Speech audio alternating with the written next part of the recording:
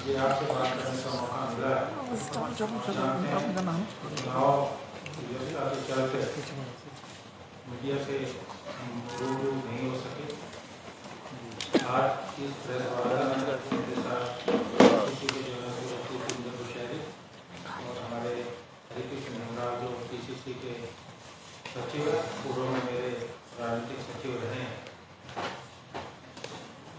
आज भारत जोड़ो पद यात्रा का 78वां दिन, लगभग 2000 किलोमीटर श्री राहुल गांधी पद यात्रा कर रहे हैं।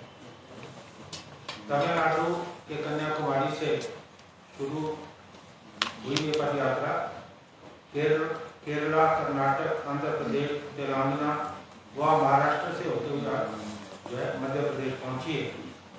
और आज श्रीमती प्रियंका गांधी जी जो अखिल भारतीय कांग्रेस कमेटी की महासचिव हैं, वो भी इस पद यात्रा में शामिल हो गए। इस पद यात्रा से जो अपार समर्थन श्री राहुल गांधी जी को मिला, कांग्रेस पार्टी को मिला, वो देखने लगा। आज केंद्र की जो सरकार, मोदी सरकार, उनकी चूल्हें हिल चुकी। जिस ढंग से प्रधानमंत्री प्रतिक्रिया दे रहे श्री राहुल गांधी जी की पद यात्रा की, उससे साफ जाहिर होता है कि इस पद यात्रा की सफलता से भारतीय जनता पार्टी और केंद्र सरकार आतंकित है। मैं आतंकित शब्द इस्तेमाल कर रहा हूं।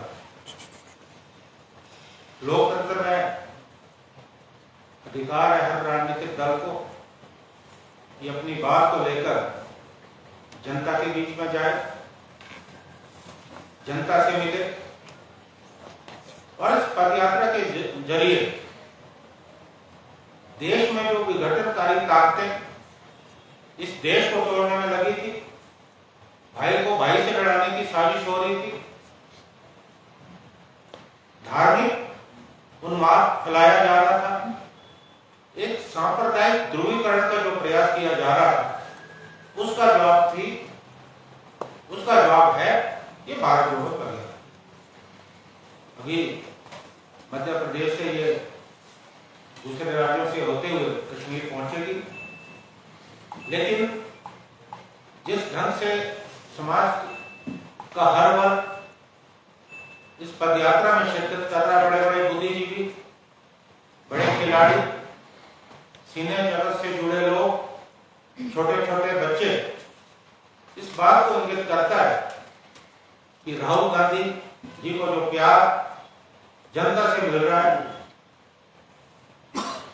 ये प्यार आने वाले वक्त में भारतीय जनता पार्टी की जो केंद्र की सरकार है, उनके लिए घातक सिद्ध होने वाला है। और राहुल गांधी इस पद यात्रा के बाद एक नए रूप में नजर आएंगे, ऐसा मेरा विश्वास है। मैं हिमाचल चुनाव की बात करता हूं। हिमाचल में 12 तारीख को चुनाव संपन्न हुए। इन चुनाव में पिछली बार से ज्यादा मतदान हुआ। पिछली बार लगभग 73% था, इस बार 74.6% ये आंकड़े चुनाव आयोग के। जबकि जो पोस्टल बैलेट है 1,27,276, जिसमें से अभी 35,000 है, तो ये आंकड़ा बढ़ने लगा। और जब भी मतदान ज्यादा होता है तो सत्ता विरोधी रुझान इंगित होता है। इस बार भी प्रदेश में सत्ता विरोधी रुझान है और ये शुरुआत नहीं है। इसकी शुरुआत नगर निगम के चुनाव से हुई। 4 नगर निगम के चुनाव पार्टी चिन्ह पे हुए, जिसमें 2 सोलन और पालमपुर हम जीते और धर्मशाला में काफी कम अंतर है। ये शुरुआत वहां से हुई। उसके बाद 4 उपचुनाव थे, मंडी लोकसभा क्षेत्र, फतेहपुर, अर्की और जुगलपुर। इन उपचुनाव में कांग्रेस पार्टी की बहुत बड़ी विजय हुई और इतिहास में पहली बार हुआ कि कि केंद्र में भारतीय जनता पार्टी की सरकार, हिमाचल में भारतीय जनता पार्टी की सरकार, डबल इंजन की सरकार होते हुए चारों उपचुनाव में भारतीय जनता पार्टी को मुंह की खानी पड़ी। ये शुरुआत। और अभी जो ये चुनाव हुए, इन चुनाव में भी मुख्य रूप से महंगाई का मुद्दा, बेरोजगारी का मुद्दा, कुशासन का मुद्दा, ये सारे हावी रहे। क्योंकि मैं तो स्वयं चुनाव लड़ रहा था, जनता के बीच में था। पिछले 5 वर्षों में हिमाचल प्रदेश में जिस ढंग से विकास रुका है, कोई काम नहीं हो पाए, जनता जो है परेशान, जनता मुक्ति चाहती थी। और कांग्रेस पार्टी ने जिस ढंग से कर्मचारियों के मुद्दों को उठाया, किसानों के मुद्दों को उठाया, युवाओं के मुद्दों को उठाया, और जो हमने गारंटी दी उसका भी सभी वर्गों पर व्यापक असर हुआ। हम ये चुनाव जीतने वाले। 8 तारीख को परिणाम आने, और अब हालांकि रोज नए सर्वे आ रहे हैं। अब भारतीय जनता पार्टी के जो आंतरिक सूत्र है, उनके मुताबिक भारतीय जनता पार्टी को 23 सीटें मिल रही है और 15 पे वो कॉन्टेस्ट में। तो ये इस बात को इंगित करते हैं कि भारतीय जनता पार्टी हिमाचल में चुनाव हार रही है और सत्ता परिवर्तन निश्चित है। इन चुनाव में सरकारी मशीनरी का पूरा दुरुपयोग हुआ, धन बल का पूरा प्रयोग हुआ, और आप देखेंगे कि किस तरह से भारतीय जनता पार्टी की जो लीडरशिप थी, जो उनका नेतृत्व था, चाहे प्रधानमंत्री नरेंद्र मोदी रहे हों, अमित शाह रहे हों, और दूसरे नेता बार बार हिमाचल के दौरे करते रहे। उनके जो प्रदेशों के मुख्यमंत्री है वो भी दौरे करते रहे, उनका अधिकार है। लेकिन इन चुनावों को लेकर पूरी ताकत भारतीय जनता पार्टी ने झोंकी, जबकि श्रीमती प्रियंका गांधी जी का जो प्रचार है, जितनी भी जनसभाएं हुई, और हमारे जो दूसरे नेता उनकी भी जितनी जनसभाएं हुई, जो हमारे स्टार प्रचारक थे, उसमें उम्मीद से ज्यादा भीड़ जुटी। हमें पूरा विश्वास है कि हिमाचल प्रदेश में कांग्रेस पार्टी फिर से सत्तासीन होने वाली है, और हमारी जो प्राथमिकता रहेगी, जो जनता से जुड़े मुद्दे हैं, उन मुद्दों पे हम काम करेंगे, और विकास जो लगभग थम गया था, उस विकास को हम फिर से शुरू करने वाले। Thank you very much. इसके अलावा अगर आपने पूछना हो तो welcome to any question. Rathore ji, आपने राहुल गांधी जी की अपना भारत जोड़ो कांग्रेस जोड़ो जो भी है यात्रा की बात की, तो आज वो मध्य प्रदेश में है और सिंधिया जी उनकी यात्रा का स्वागत कर रहे हैं, तो इसको क्या समझे, आपका क्या है? मैं तो ज्योतिरादित्य सिंधिया, तो आप मुझे लगता है कि आपने जो ये सवाल पूछा, इसमें बहुत बड़ा जवाब भी छुपा है।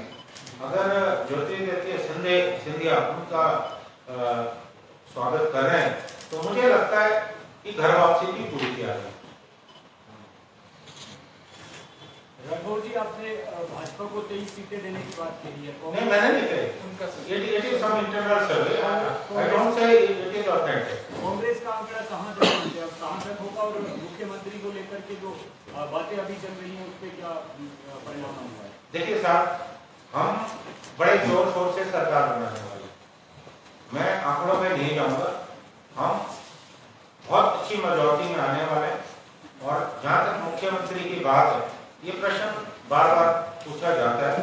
मुझे लगता है कि अभी इस प्रश्न का उत्तर देना संभव नहीं, क्योंकि पहली बात तो हम जब चुनाव जीत के आएंगे, जो हमारे विधायक दल के लोग हैं, केंद्रीय हमारे पर्यवेक्षक आएंगे, उनसे बातचीत करेंगे, उसके बाद जो भी फैसला है वो पार्टी आला समाज करेगी।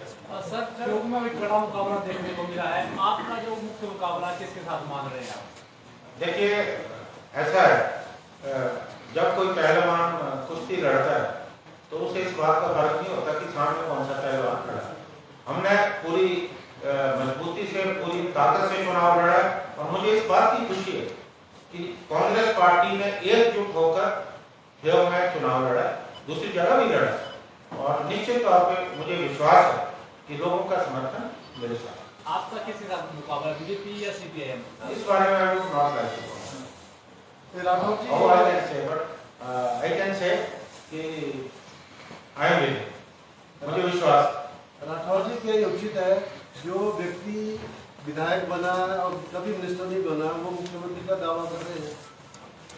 देखिए, मुझे ये लगता है कि इस प्रश्न का जवाब उन्हीं से पूछना चाहिए जो इस तरह का दावा कर रहे हैं, और मुझे लगता है कि ये समय से पहले की बात हो, क्योंकि अभी तो नतीजे आने शेष हैं।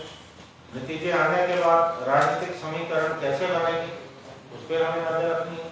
लेकिन एक बात है कि कांग्रेस पार्टी जोरों शोरों से सरकार जो है बना रही है, और अभी मैं एक बात जवाब देना चाहता हूँ कि बल्कि जब मैं दिल्ली गया तो प्रश्न पूछे, एक जगह पे सवाल उठाए कि कुलदीप राठौर चुनाव के बाद एकदम दिल्ली चले कि वो भी दौड़ में शामिल, तो उसका मैं स्पष्टीकरण देना चाहूँगा। मैं अखिल भारतीय कांग्रेस कमेटी का पदाधिकारी, और अभी 19 नवंबर को श्रीमती इंदिरा गांधी जी की जयंती की जो इंदिरा गांधी मेमोरियल ट्रस्ट है जिसके चेयरमैन श्रीमती सोनिया गांधी है, और अखिल भारतीय कांग्रेस कमेटी ने कोई कार्यक्रम रखे, उस सिलसिले में मैं दिल्ली गया। शक्ति स्तर पे सुबह हमने पुष्पमाला अर्पित की थी शक्ति स्तर पे, उसके बाद एक कल्चर फंक्शन था। शाम को इंदिरा गांधी मेमोरियल ट्रस्ट द्वारा Indira Gandhi prize for peace, disarmament and development, ये जो है अवार्ड जो हमारे पूर्व में उपराष्ट्रपति रहे हैं हमीद अंसारी, उनके द्वारा दिया एक संस्था है मुंबई की, प्रथम उनको ये अवार्ड दिया गया। तो मैं उस कार्यक्रम में शामिल हुआ, और जाहिर था जो हमारे राष्ट्रीय अध्यक्ष हैं वो भी उस वक्त बने जब हमारा चुनाव चल रहा था, वो शिमला आए थे, तो मैं उनसे नहीं मिल सका। तो दिल्ली जाकर मैंने उनसे मुलाकात की, मुबारकबाद की, और हमारे पार्टी के जो राष्ट्रीय महासचिव है, संगठन महासचिव वेणुगोपाल जी, उनसे भी मिला। मुझे लगता नहीं कि उसको शायद हो सकता है टूल देने का प्रयास किया गया, तो ये चीजें सारी चलती है। उसमें सवाल ये है कि क्या आप सीएम की रेस में है, क्योंकि जब आप दिल्ली गए उसके बाद जो नेता गए उन्होंने दावा किया है वहाँ। देखिए, मुझे मालूम नहीं किसने कहा दावा किया, दावा तो तब करेंगे ना जब रिजल्ट आए। और एक बात मैं और कहना चाहता हूँ, मैं कभी रेस में, मैं जब प्रदेश कांग्रेस कमेटी का अध्यक्ष बना, आप लोग साक्षी हैं कि मैं रेस में नहीं, ये प्रेरोगेटिव विशेषाधिकार पार्टी आलाकमान का होता है। तो मैं पार्टी का प्रदेश अध्यक्ष बना, उसके बाद मैं राष्ट्रीय प्रवक्ता बना, तो ये पार्टी का विशेष अधिकार है। ये पार्टी को सोचना है, हमारे राष्ट्रीय नेतृत्व को सोचना है कि कौन सा व्यक्ति किस स्थान पे उपयुक्त रहेगा, ये फैसला करना पार्टी आलाकमान का काम है। और जो हमारे विधायक दल के सदस्य चुन के आएंगे उनसे विचार विमर्श के बाद ये निर्णय।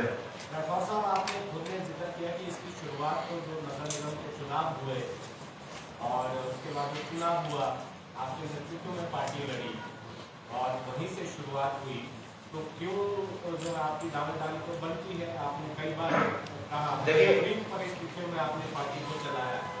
देखिए साहब, आपने जो प्रश्न पूछा है ये मैं कह सकता हूँ कि जिस वक्त मुझे संगठन सौंपा गया था तो सब परिस्थितियाँ ठीक थी, और आपने देखा होगा कोविड का समय भी रहा, जिस तरह से पार्टी ने सब कुछ काम किया, आप सब लोग साक्षी हैं। और मुझे इस बात की खुशी है कि मैंने एक मजबूत संगठन हिमाचल में बनाया, और एक मजबूत संगठन का नेतृत्व श्रीमती प्रतिभा सिंह जी को सौंपा, उन्होंने भी उसे आगे मजबूती से बढ़ाया। तो लेकिन संगठन की 3.5 साल की जो मेरी कारगुजारी रही है, आपने देखा होगा कि कहीं ग्रुपिज्म के मैंने लगाम लगाई, और सबसे बड़ी बात मेरी ये रही कि मैंने किसी भी नेता को अस्थिर करने का प्रयास नहीं किया, कोई अपना वोट नहीं बना। इसी मैरिट की बात कर रहे हैं? हाँ जी, इसी मैरिट की बात कर रहे हैं। वो तो मुझे एआईसीसी का प्रवक्ता भी तो बनाया गया है, बाकी पार्टी आला कमान जो जिम्मेवारी देगी। मैं आपको कहना चाहता हूँ कि जो भी पार्टी आला कमान ने मुझे जिम्मेवारी आज तक दी है, मैंने उसको जिम्मेवारी को निभाने का भरसक प्रयास किया। और अभी भी मेरा ये मानना है कि पार्टी के सभी नेताओं को सही में रखना चाहिए, क्योंकि चुनौतियां बहुत, जनता का हमें आज अगर मैंडेट मिलता है, जो मिले उस मैंडेट पे हमें पूरा उतरना, उसके लिए हमें सब लोगों को मिलकर सामूहिक प्रयास जो है करने की जरूरत है। तो ये संदेश आप वो संदेश देने की लगातार जो दौड़ चल रही है दिल्ली, नहीं उस संयमित होकर जो है नहीं, उस विषय में मुझे कुछ नहीं कहना, मैंने आपकी बात नहीं कह दी। अब दिल्ली पार्टी आला कमान है, हर व्यक्ति वहां जाना चाहता है, तो उसमें तो कोई बुरी बात नहीं, अगर कोई जाके मिलता है तो उसका अधिकार। राठौर जी, आजकल बड़ी चर्चा है कि भाजपा जो है हॉर्स ट्रेडिंग करेगी, कोचिंग करेगी और जो है ऑपरेशन लोटस चुनाव के बाद हर स्टेट में करती है, तो इसके बारे में क्या स्टैंड है, क्या